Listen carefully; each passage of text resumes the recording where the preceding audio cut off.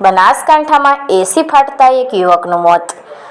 ધોમધખતા તાપ અને અસહ્ય ગરમીથી રાહત મેળવવા ઘરમાં લગાવેલું એસી બન્યું મોતનું કારણ।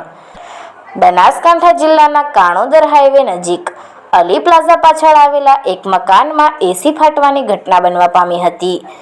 જો કે એસી ફાટવાનો ધડાકો એટલો જોરદાર હતો કે તેના કારણે ઘરમાં શોર્ટ સર્કિટ થવાથી ભયાનક આગ લાગી હતી, જેના કારણે નાઝીર ખાન નામનો યુવક આ ભયાનક આગમાં ગંભીર રીતે ઘાયલ થતાં તેને સારવાર અર્થે પાલનપુર ખાતે ખસેડવામાં આવેલ, પરંતુ સારવાર દરમિયાન તેઓનું મોત નીપજ્યું હતું।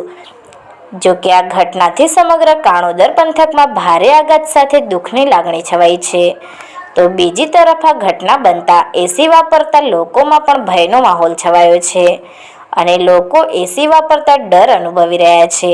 હાલમાં આ ઘટનાથી કાણોદર સહિત સમગ્ર બનાસકાંઠા જિલ્લામાં ઘેરા શોક અને દુઃખની લાગણી છવાઈ છે અને મૃતકના પરિવાર પર દુઃખની આફતના ઓળા ઉતરી આવ્યા છે।